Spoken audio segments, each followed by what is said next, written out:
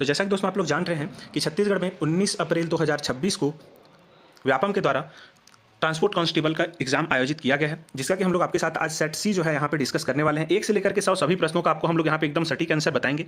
Video में आप लोग अंत तक बने रहिएगा। जितना भी आपका यहाँ पे मैथ्स का क्वेश्चन है उसका सोल्यूशन भी हम लोग आपको बताने वाले हैं, तो इस वीडियो को आप लोग अंत तक जरूर से देखिएगा। अपने दोस्तों में से अधिक शेयर कीजिएगा ताकि वो लोग भी अपना आंसर का मिलान कर सकें। और जो अन्य सेट वाले हैं ए, बी और डी वाले, वो लोग भी अपना आंसर यहाँ से मिलान कर सकते हैं। बस क्वेश्चन का जो सीक्वेंस है वो चेंज होगा, बाकी आंसर्स आपका जो है सेम होने वाला है। तो वीडियो को आप लोग अंत तक जरूर से देखें और अपने दोस्तों में से अधिक शेयर कर दीजिएगा। ठीक है, चलिए तो वीडियो को स्टार्ट करते हैं। पहली बार हमारे चैनल पर आए हैं तो चैनल को सब्सक्राइब जरूर से कर लीजिएगा। पहला क्वेश्चन था आपका सामान्य ज्ञान से संबंधित, कुरुक बोली का संबंध किस जनजाति से है? तो इसका आंसर हो जाएगा उरांव जनजाति। आंसर हो जाएगा ए। अगला है निम्न में से किन्हें नाचा का भीष्म पितामह कहा जाता है? तो इसका आंसर हो जाएगा आपका दाऊ दुलार सिंह मंदराजी जी। तो आंसर होगा ऑप्शन नंबर सी। अगला है साहित्यिक पत्रिका छत्तीसगढ़ मित्र का प्रकाशन प्रारंभ करने वाले साहित्यकार हैं, तो कौन है? तो माधवराव सप्रे जी। कब स्टार्ट किया था इन्होंने? तो सन 1900 में इसको स्टार्ट किया था इन्होंने। ठीक है, अगला है आपका चौथा नंबर प्रश्न, बोध घाट परियोजना किस नदी पर है? तो बोध घाट परियोजना आपका जो है इंद्रावती नदी पर स्थित है। अगला आर्थिक सर्वेक्षण 2024-25 के अनुसार छत्तीसगढ़ में प्रति व्यक्ति आय वर्ष 2024-25 में अनुमानित है, और यहाँ पे ब्रैकेट में दिया गया है निमल राज्य घरेलू उत्पाद प्रचलित भाव के आधार पर। तो इसका आंसर क्या हो जाएगा? प्रचलित भाव के आधार पर 1,62,870 रुपये। प्रचलित भाव के आधार पर 1,62,870 रुपये। ठीक है, आंसर होगा ऑप्शन नंबर सी। अगला है आपका छत्तीसगढ़ के मराठा सूबेदारों को उनके कार्यकाल के अनुसार सही क्रम में व्यवस्थित कीजिए। तो पहले आपका इसमें आप लोग देखेंगे पहले नंबर पे कौन थे? तो सबसे पहले जो सूबेदार बने वो थे आपके महिपत राव दिनकर, दूसरे नंबर पे विट्ठल राव दिनकर, तीसरे नंबर पे भवानी कालू, चौथे नंबर पे आपके जो है यहाँ पे कौन आ जाएंगे? तीसरे नंबर पे भवानी कालू हैं, और चौथे नंबर पे आपका जो है केशव गोविंद, और पांचवें नंबर पे भीकाजी गोपाल। तो इस हिसाब से आप लोग इसको जमाएंगे तो आंसर हो जाएगा आपका ऑप्शन नंबर सी, LOKMN।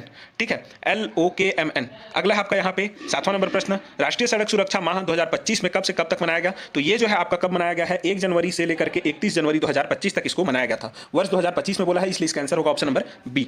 ठीक है, 8वां प्रश्न है, टिमकी वाद्य यंत्र को किन किन नामों से जाना जाता है? तो यहाँ पे आप लोग ऑप्शन में देख पा रहे हैं तुड़बुड़ी, ढोल, टिमकी, मांदर। तो इसका आंसर क्या हो जाएगा? यहाँ पे आप लोग देखेंगे टिमकी को जो है हम लोग टिमकी के नाम से भी जानते हैं, तो एल तो होगा ही। बाकी आपका जो यहाँ पे ढोल आप लोग देख रहे हैं ये अलग है, मांदर जो है ये अलग है। अब तुड़बुड़ी यहाँ पे जो सबसे ऑप्शन के अनुसार सुटेबल आंसर होगा वो आपका कौन सा हो जाएगा यहाँ पे? तो इसका आंसर हो जाएगा जे और एल। ठीक है, तुड़बुड़ी और टिमकी। बाकी आपका जो यहाँ पे मांदर और ढोल है ये दोनों अलग हो जाएगा।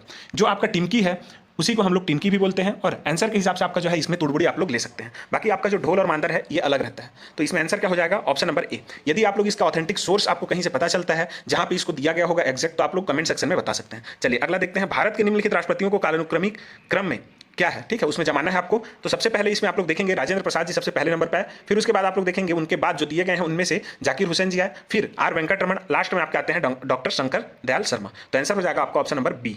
ऑप्शन बी इसका आंसर हो जाएगा 9वां का। 10वां हम लोग देखेंगे, 10वां नंबर प्रश्न, पोत परिवहन मंत्रालय का नाम बदलकर पत्तन पोत परिवहन और जल मार्ग मंत्रालय कब किया गया? तो इसका आंसर हो जाएगा आपका जो है नवंबर 2020 में इसको किया गया था। ऑप्शन ए इसका आंसर हो जाएगा। एनईपी 2020 के अंतर्गत डिजिटल और कौशल आधारित शिक्षा के उद्देश्य कौन से हैं? तो इसका उद्देश्य आप लोग देखेंगे तो पहला तो हो जाएगा इसका क्या? व्यावसायिक प्रशिक्षण द्वारा रोजगार क्षमता बढ़ाना, शिक्षा में एआई और डिजिटल उपकरणों का समावेश, ये भी हो जाएगा। शिक्षा को पाठ्य पुस्तकों तक सीमित रखना, ये गलत हो जाएगा। चौथा दिया गया है इसमें आईटीआई व एनएसटीआई का आधुनिकीकरण करना, तो ये भी सही हो जाएगा। तो इसका आंसर क्या हो जाएगा? जेकेएम कौन से ऑप्शन में? Option number B. तो इसका आंसर होगा ऑप्शन नंबर बी। ठीक है, अगला देखेंगे हम लोग यहाँ पे 12 नंबर प्रश्न, छत्तीसगढ़ विधानसभा के निम्नलिखित नेता प्रतिपक्षों को कालानुक्रमिक क्रम में व्यवस्थित कीजिए। तो इसका आंसर क्या हो जाएगा? यदि आप लोग इसको जमान करेंगे तो सबसे पहले इसमें आप लोग देखेंगे नंद कुमार साय जी आएंगे पहले नंबर पे, दूसरे नंबर पे आपके महेंद्र कर्मा जी आएंगे, तीसरे नंबर पे रविंद्र चौबे जी, चौथे नंबर पे टीएस सिंहदेव जी, और पांचवें नंबर पे आपके धर्मलाल कौशिक जी। तो ऐसे हम लोग इसको जमाएंगे तो आंसर आ जाएगा ऑप्शन नंबर डी। ठीक है, अगला देखेंगे, निम्नलिखित में से कौन सा उद्योग वन उत्पाद पर आधारित नहीं है बोला है? ठीक है, तो इसको अंडरलाइन करेंगे आप लोग, नहीं है बोला है। तो कौन सा नहीं है? तो लाख को आप लोग देखेंगे कि जंगल में ही इसको आप लोग प्राप्त कर सकते हैं, लेकिन शक्कर को आप लोग गांव में भी खेती करके जो है गन्ने का खेती करके शक्कर आप लोग उत्पाद कर सकते हैं, तो ये नहीं होगा। फिर उसके बाद बीड़ी के लिए तेंदुपत्ता का जरूरत होता है, तेंदुपत्ता जंगल में मिलेगा तो ये भी जरूरी है, तो के जरूरी नहीं है। लाख जरूरी है, जंगल से ही मिलेगा, वन उत्पाद पर ही आधारित है। बीड़ी भी आधारित है। कपड़ा बांस से मिलता है, तो बांस का आप लोग जो है गांव में ही यहाँ पे आप लोग लगा सकते हैं, जरूरी नहीं है। तो ऑप्शन के हिसाब से आप लोग देखेंगे तो इसका क्या हो जाएगा? के और एम होगा। ठीक है, बाकी यदि आपका के दिया रहता तो वो और इसका सही आंसर हो जाता, केवल के दिया रहता तो उसका आंसर हम लोग के लेते, लेकिन यहाँ पे हम लोग देखेंगे तो आपका के और एम इसका आंसर हो जाएगा, ऑप्शन नंबर डी इसका आंसर होगा। ठीक है, अगला देखेंगे, ये आधारित नहीं है वन उत्पाद पर। अगला है आपका राजनांदगांव में सरस्वती पुस्तकालय की स्थापना कब की गई? तो आपका सन 1909 में किया गया था। किसने किया था? ठाकुर प्यारेलाल सिंह ने किया था। अगला है आपका सरहुल पर्व किस जनजाति द्वारा मनाया जाता है? तो ये जो है आपके उरांव जनजाति के द्वारा मनाया जाता है। आज के पेपर में जो है कई क्वेश्चन ऐसे हैं जो रिपीट हुए हैं, जो यहाँ पे वन लाइनर में आया है वो जो है आपके मैच द कॉलम में आया होगा, तो 2-3 क्वेश्चन ऐसे हैं जो रिपीट हुए हैं। ठीक है, तो इसको आप लोग देखिएगा, इसका आंसर होगा ऑप्शन नंबर डी। अगला देखेंगे, किस सरबपुरी शासक ने स्वर्ण सिक्के जारी किए थे? तो किसने किए थे? तो महाराजा प्रसन्न मात्रा ने किया था। ठीक है, चलिए अगला देखेंगे, छत्तीसगढ़ में आयुष्मान आरोग्य मंदिर ने मुख्य रूप से किस सेवा में योगदान दिया है? तो इसका आंसर क्या हो जाएगा? आप लोग देखेंगे इसका आंसर हो जाएगा, तो इसका आंसर आपका हो जाएगा क्वेश्चन नंबर 17 का ऑप्शन नंबर बी।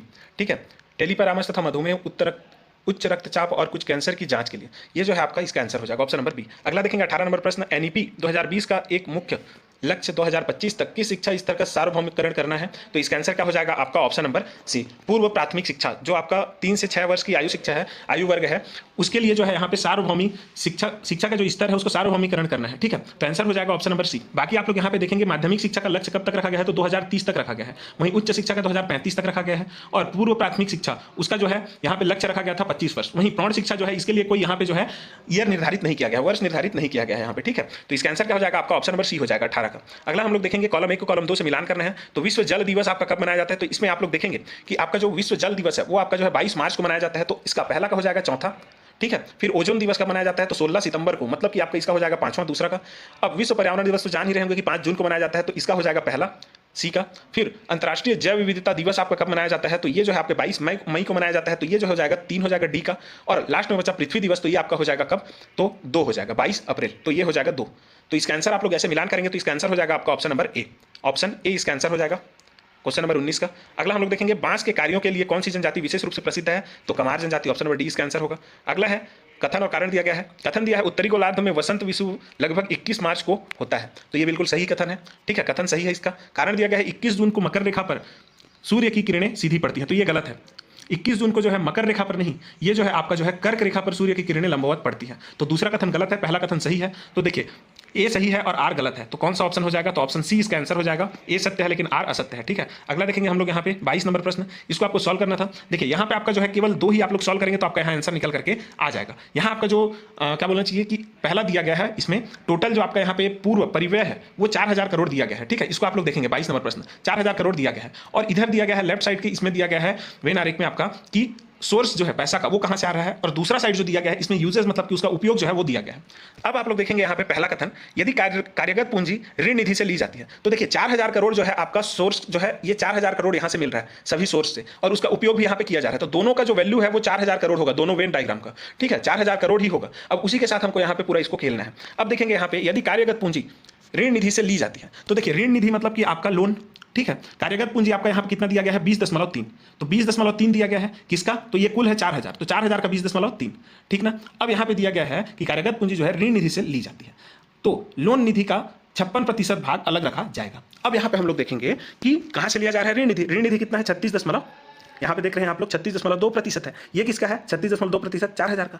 तो देखिए अब आप लोग देखेंगे यहाँ पे जो 4000 है उसका 36.2% कितना है, उसको आप लोग देखेंगे, तो इसको मैं मान के चलिए 4000 का वैल्यू को मैं x लिख ले रहा हूँ, तो x का जो है आपका 36.2%, तो 36.2 बटे में 100, इसका वैल्यू आ गया लोन का वैल्यू। अब इस लोन का जो वैल्यू आया इसी का जो है आप लोग देख पा रहे हैं कि जो कार्यगत पूंजी है उसको यहाँ से लिया जा रहा है बोल रहा है। ठीक है, जो कि 56% उसका भाग बन रहा है बोल रहा है, किसका, तो लोन का। उसको अब हम लोग देखेंगे, तो कार्यगत पूंजी कितना है उसको अब हम लोग वैल्यू देख लेते हैं। तो कार्यगत पूंजी कितना है 20.3%, किसका, 4000 का। तो 4000 का 20.3%, तो इसको मैं x लिया हूँ 4000 का वैल्यू, तो x इंटू में 20.3%।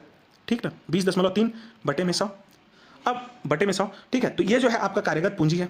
अब ये कार्यगत पूंजी इसका कितना प्रतिशत है ये पूछा जा रहा है, इसका कहने का मतलब जे का। तो ये आपका जो है लोन है, लोन, और ये आपका कार्यगत पूंजी है। तो कार्यगत पूंजी इसका कितना प्रतिशत है, तो हम लोग यदि निकालेंगे तो ये जो वैल्यू है ये वाला इतना बटे में मैं इसका जो वैल्यू है यहाँ पे एक रखूँ इंटू में 100 करूँ तो मेरे को इसका परसेंट निकल के आ जाएगा। तो देखिए यहाँ पे आप लोग का x से x कट जाएगा, डिवाइड करूँगा तो 100 से 100 कट जाएगा, बचेगा कितना, तो बचेगा आपका 20.3 बटे में आपका यहाँ पे बचेगा कितना 36.2, गुणित में आएगा 100। तो इसका आप लोग वैल्यू निकालेंगे तो कितना आएगा 56%, जो कि यहाँ पे दिया गया है, लगभग 56% के बराबर आता है। तो पहला सही हो गया, जे सही हो गया। अब दूसरा दिया गया है कंपनी द्वारा कुल कैश क्रेडिट रुपये 284 करोड़ रुपए प्राप्त किया गया है। तो देखिए कैश क्रेडिट आप लोग देख पा रहे हैं कहाँ पे दिया है, कैश क्रेडिट यहाँ पे दिया गया है, ये वाला आप लोग देख पा रहे हैं, जो कि 7.1% है, किसका, 4000 का। 4000 का 7.1% आप लोग निकालिए कितना हो जाएगा, तो ये 2 जीरो से 2 जीरो कट गया, 1 जीरो से मैंने यहाँ डेसिमल हटा दिया। अब 4 एकम 4 और 7 चौक 28, तो 284 करोड़ आ गया। तो यहाँ पे ये भी सही हो गया कि कुल कैश क्रेडिट जो है कंपनी द्वारा जो प्राप्त हो रहा है वो कितना है, तो 284 करोड़, तो ये सही हो गया। तो जे और के इसमें सही है। बाकी आप लोग जो यहाँ पे देख पा रहे हैं कार्यगत पूंजी लोन निधि से ली गई तो उसका प्रतिशत 29% है। तो देखिए यहाँ पे 56% है तो 29% कैसे होगा, तो जे सही है मतलब एल गलत है। ठीक है, मतलब कि यहाँ पे आप लोग देखेंगे यदि जे सही है तो एल गलत है, जे और के तो सही है। तो आप लोग देखिए एल जिसमें जिसमें है वो हट जाएगा, तो एल किसमें किसमें है, तो ये वाला हट गया। जे और के हमारा सही है तो केवल जे भी हट गया, और जे और एम दिया है तो इसमें के जे नहीं आ रहा है तो ये भी हट गया। अब बचा कौन सा हमारा, तो जे और के, तो आंसर हो जाएगा ऑप्शन नंबर सी। ठीक है, तो ऐसे इसको सॉल्व करना था। अगला देखेंगे, छत्तीसगढ़ के राज्यपालों को उनके पद पर रहने के क्रम को व्यवस्थित करें। ठीक है, तो देखिए सबसे पहले इसमें कौन आए थे, तो शेखर दत्त जी आए थे, जो दिया गया है उनमें से, तो शेखर दत्त जी सबसे पहले आएंगे। ठीक है, शेखर दत्त जी, तो एन सबसे पहले, तो इसका आंसर जब आप लोग मिलान करेंगे तो ऑप्शन बी इसका आंसर आ जाएगा। देखेंगे सबसे पहले शेखर दत्त जी आए, दूसरे नंबर पे आपके कौन आए यहाँ पे, श्री राम नरेश यादव जी, तीसरे नंबर पे आपके यहाँ पे बलराम दास टंडन जी, चौथे नंबर पे आपके यहाँ पे आए आनंदीबेन पटेल जी, और पांचवें नंबर पे आपके यहाँ पे आए कौन, सुश्री अनुसुईया उइके जी। तो आंसर आ जाएगा आपका कौन सा यहाँ पे, ऑप्शन नंबर बी इसका आंसर हो जाएगा, ऑप्शन नंबर बी। ठीक ना, चलिए अगला देखते हैं। यहाँ पे कथन और कारण दिया है, वर्तमान में सभी जनजातियों की बोलियों का स्तर खतरे में है, सॉरी अस्तित्व खतरे में है, तो ये बिल्कुल सही है, यूनेस्को के अनुसार जो है ये सही है। दूसरा आप लोग देखेंगे कारण, आधुनिकीकरण की प्रक्रिया इसका महत्वपूर्ण कारण है, तो ये भी इसका सही स्पष्टीकरण है। तो कारण भी सही है और स्पष्टीकरण भी सही है, तो इसका आंसर हो जाएगा ऑप्शन नंबर ए। चलिए अगला देखते हैं 25 नंबर प्रश्न।